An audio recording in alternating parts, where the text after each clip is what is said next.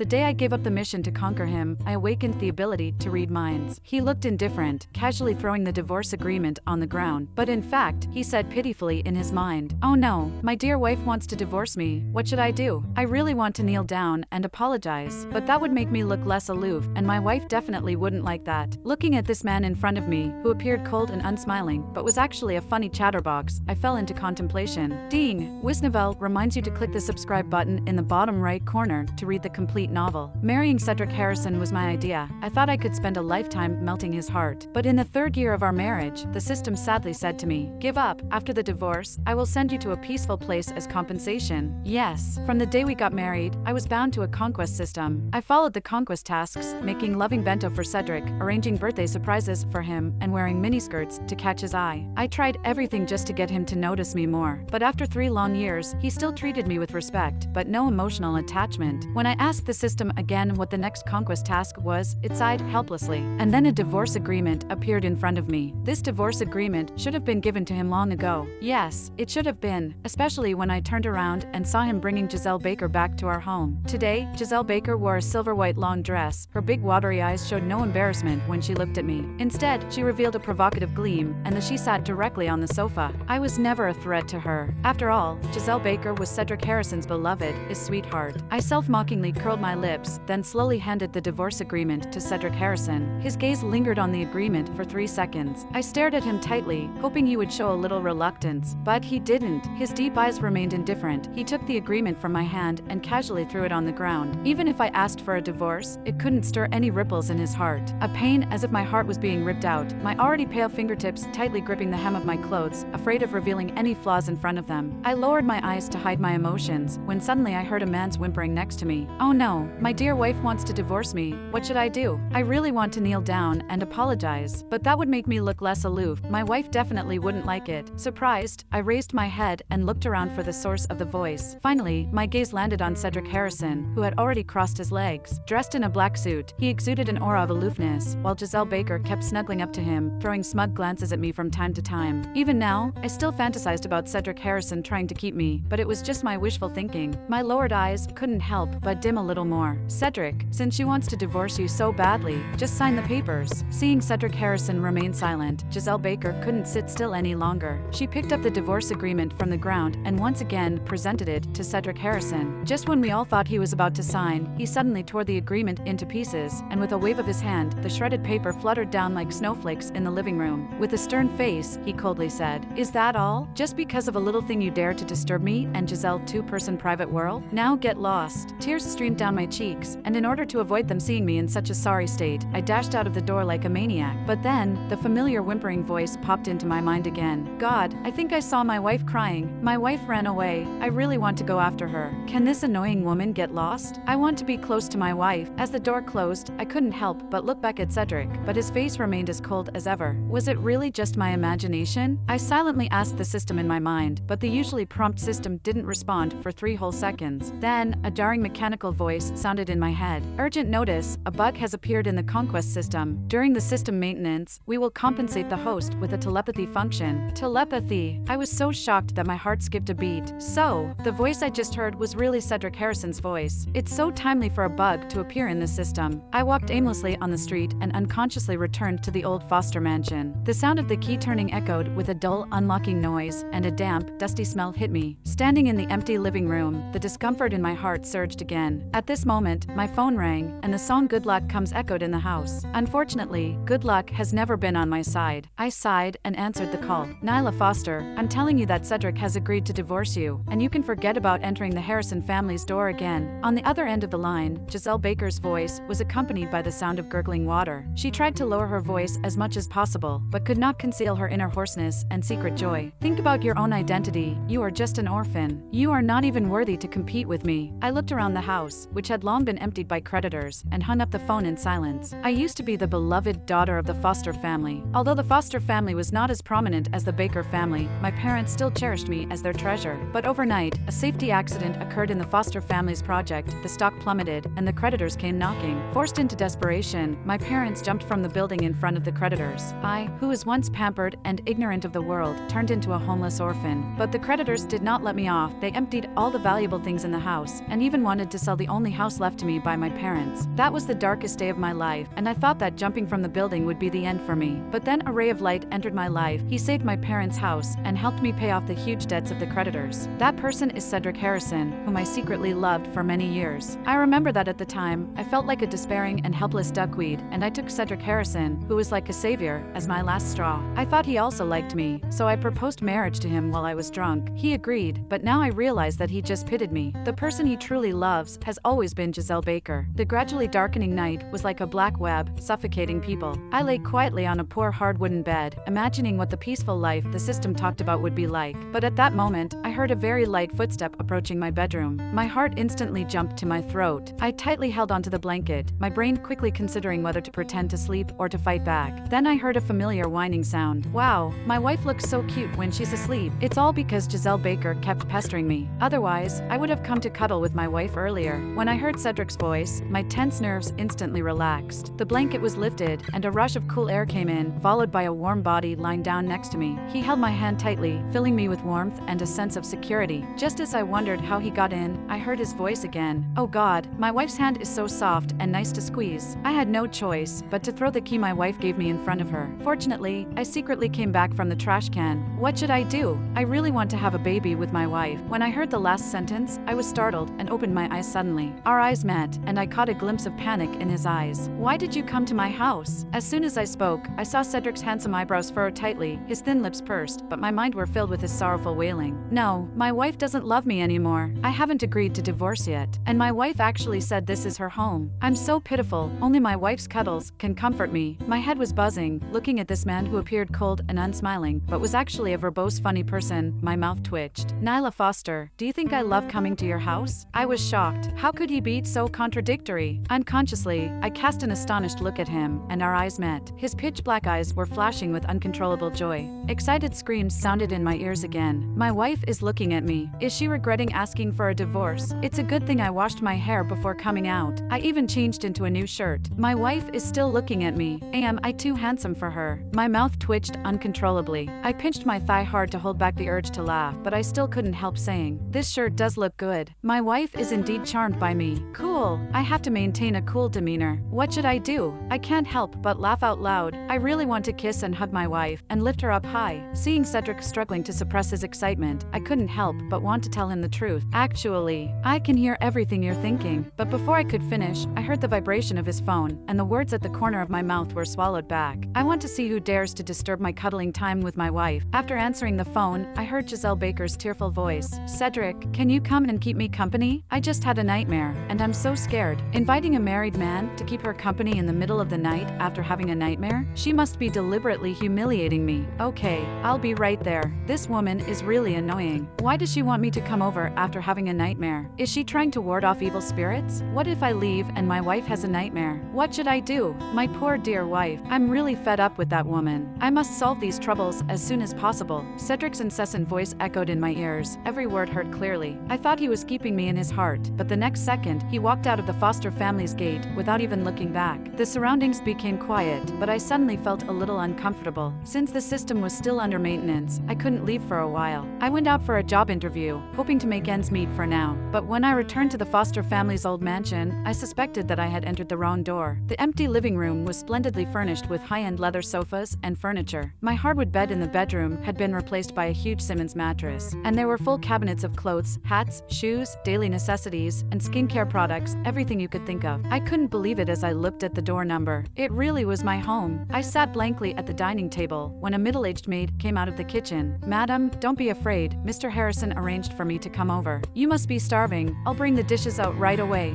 Mr. Harrison? Cedric Harrison? He's divorcing me, and yet he's still so kind? Looking at the sumptuous 8 dishes and 1 soup on the table, my stomach honestly growled again and again. There are many things, but eating is the most important thing for me right now. I picked up a piece of braised pork ribs and stuffed it into my mouth, but before I could swallow it, I heard Cedric's voice again. "My wife looks so adorable when she's eating. My wife is too thin. She needs to eat more to replenish her body. I'm gonna raise my wife more healthily, then have a chubby baby." Great idea. When I looked up and saw Cedric's figure, I was directly startled into a violent cough. Damn it! I seemed to have choked. I was choked, my face turning red. No matter how hard I coughed, the piece of meat was stuck in my throat and wouldn't go up or down. Cedric stood by, staring at me coldly. Finally, Finally, his eyes lit up and he noticed my discomfort. He handed me a cup of warm water, and I took several sips before starting to feel better. My wife is so clumsy, she even choke on her food. She can't live without me. I will take good care of her in the future. My dear wife, why don't you thank me? You should repay me with your body. I can handle it. I felt guilty under his gaze. As a courtesy, I said to him lightly, "Thank you," but he still stared at me intently, as if waiting for something more. Is that all? Did my wife forget to say the next line? Repay me with your body. Say it.